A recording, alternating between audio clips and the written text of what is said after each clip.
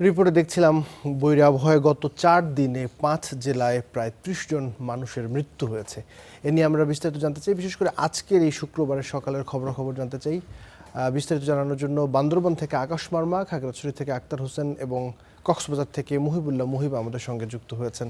শুরুতে যাচ্ছি খাগড়াছড়িতে, যেখান থেকে যুক্ত হবেন আক্তার হোসেন। আক্তার, নিশ্চয়ই শুনতে পাচ্ছেন। খাগড়াছড়ির অবস্থা জানাবেন আজকে সকালবেলা কি অবস্থা, পাহাড় ধসের শঙ্কা আজও রয়েছে কিনা বা এর আগে গত 2 দিনে ঘটেছে কিনা, নতুন করে মৃত্যুর সংখ্যা বেড়েছে কিনা, সব মিলিয়ে কি অবস্থা, ভোগান্তির চিত্র তুলে ধরবেন।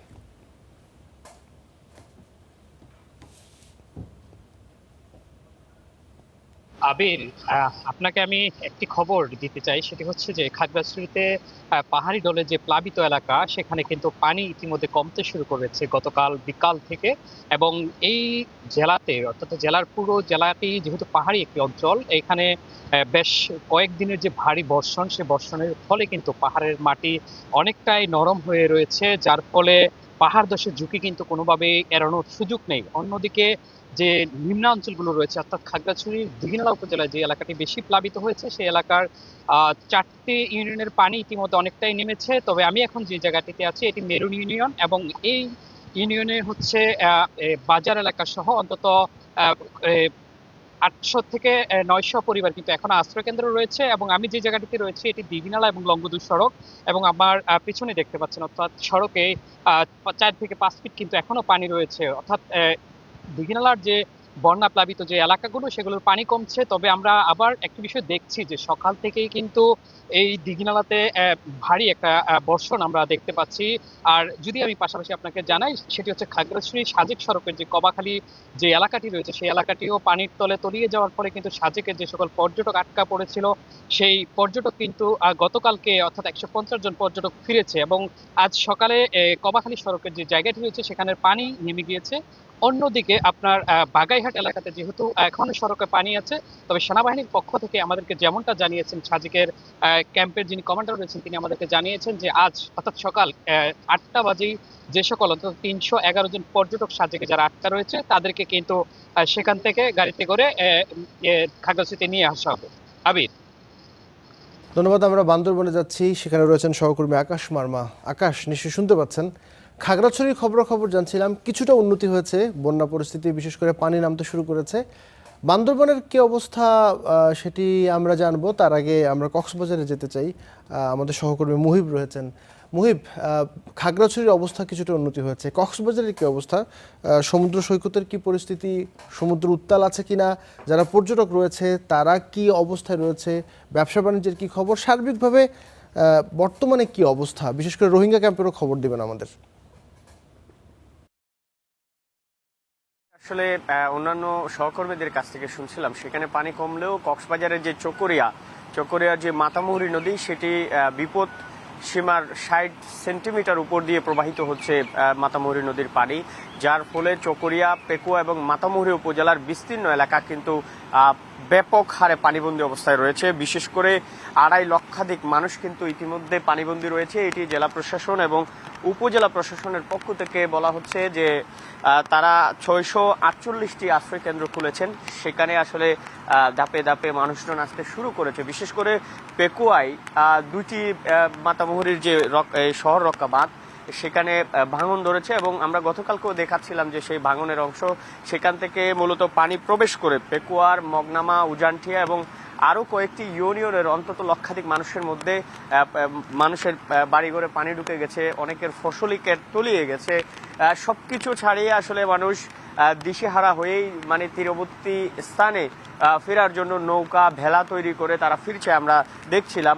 আজকেও সেখানের পরিস্থিতি এখনো অপরিবর্তিত, যেহেতু একটি বিষয় রয়েছে, মূলত বান্দরবানে বৃষ্টিপাত অব্যাহত থাকার কারণে ঢলের পানি কিন্তু মাতামুহুরী নদী দিয়েই আসতে শুরু করেছে। ভয়াবহ ভাবেই মাতামুহুরী নদী আসলে চকরিয়ার আশেপাশের এলাকাগুলোতে আগ্রাসন চালাচ্ছে। এটি আসলে সকাল থেকে আমরা শুনছিলাম।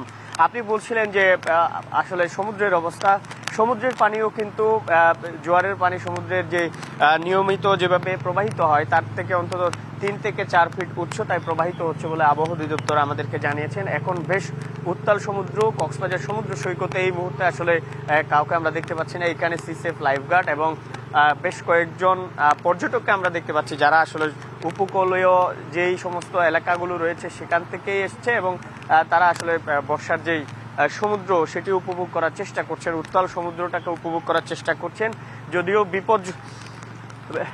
এখন পর্যন্ত বিপজ্জনক যে পতাকা সেটি টাঙিয়ে দেওয়া হয়েছে, যেহেতু সমুদ্র উত্তাল রয়েছে, সিগন্যাল রয়েছে, সেই হিসাবে কক্সবাজারে যে 6,000 ফিশিং ট্রলার রয়েছে তারা আসলে তীরবর্তী এলাকায় এসে অবস্থান করছে বলে আমরা জানতে পেরেছি। পাহাড় ধসের বিষয়টি এখন পর্যন্ত 4 দিনে 21 জনের মৃত্যু হয়েছে কক্সবাজারে, সেজন্য তারা বিভিন্ন প্রস্তুতি জেলা প্রশাসনের পক্ষ থেকে নেওয়া হয়েছে। একই সঙ্গে ক্যাম্প প্রশাসনও পাহাড়ের পাদদেশে বসবাসরত রোহিঙ্গাদেরকে নিরাপদ আশ্রয়ে ফেরার জন্য কাজ করছে বলে আমরা জানিয়েছি। আবির, এই ছিল আমার কাছে সর্বশেষ। মুহিব, আপনাকে ধন্যবাদ।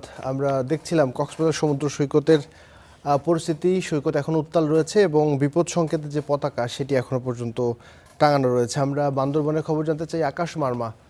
নিশ্চয়ই শুনতে পাচ্ছেন কি অবস্থা বান্দরবনের। আমরা দেখছিলাম যে খাগড়াছড়িতে কিছুটা উন্নতি হয়েছে, কক্সবাজারে এখনও তেমন উন্নতি নেই।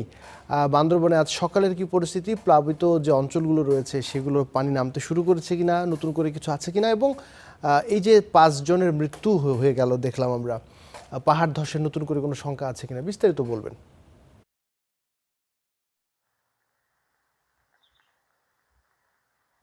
ধন্যবাদ আবির, শুভ সকাল।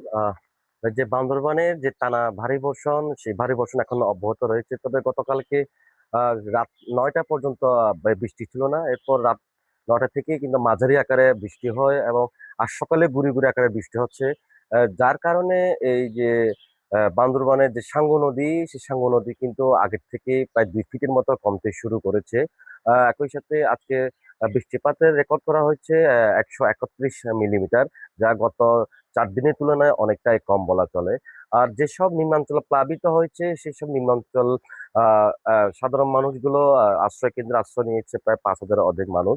তবে প্রশাসনের পক্ষ থেকে জানানো হয়েছে যে আহ, যাদের বন্যা দুর্গত যারা রয়েছেন তাদেরকে যে প্রয়োজনীয় খাবার, ওষুধ এবং যা যা প্রয়োজনীয় সামগ্রী প্রয়োজন তারা কিন্তু ঘটনাস্থলে সেসব আশ্রয় কেন্দ্রে গিয়ে কিন্তু তারা ত্রাণগুলো পাঠানো হচ্ছে। একটা জিনিস জানিয়ে রাখি যে বান্দরবানের যে কাল যেহেতু লামায় পাহাড় ধসের ঘটনা ঘটেছে, সেটি দুঃখ প্রকাশ করেছেন জেলা প্রশাসক, যে রাতের এমন হঠাৎ করে পাহাড় ধসের ঘটনা কিন্তু সবার কাছে এটি জানা ছিল না। একটা জিনিস জানিয়ে রাখি যে বান্দরবানের যেহেতু জেলা প্রশাসক মহোদয়ের পক্ষ থেকে প্রায় এই জেলার জন্য বন্যা দুর্গতদের জন্য প্রায় 10 লাখ টাকা এসেছে এবং সিটির মাধ্যমে কিন্তু তিনি আহ বন্যা দুর্গতদের যারা রয়েছে তাদেরকে কিন্তু বিভিন্ন মাধ্যমে সহযোগিতা করে যাচ্ছে। বান্দরবানের সবচেয়ে মিলে বলা চলে যে এখনো পর্যন্ত কোনো হতাহতের ঘটনা নেই এবং গতকাল ছাড়া আজকে মোটামুটি পানি কমতে শুরু করেছে। বাড়িঘরগুলো আস্তে আস্তে পানি নামার কারণে কিন্তু বাড়িগুলো দেখা যাচ্ছে। বলা চলে যে বান্দরবানে প্রায় যে ভারী বর্ষণ, সে ভারী বর্ষণে কিছুটা অবনতি হয়েছে বলে আমরা দেখেছি। আবি, ধন্যবাদ আকাশ। আমরা কক্সবাজার এবং একই সাথে বান্দরবান এবং খাগড়াছড়ির খবর জানছিলাম।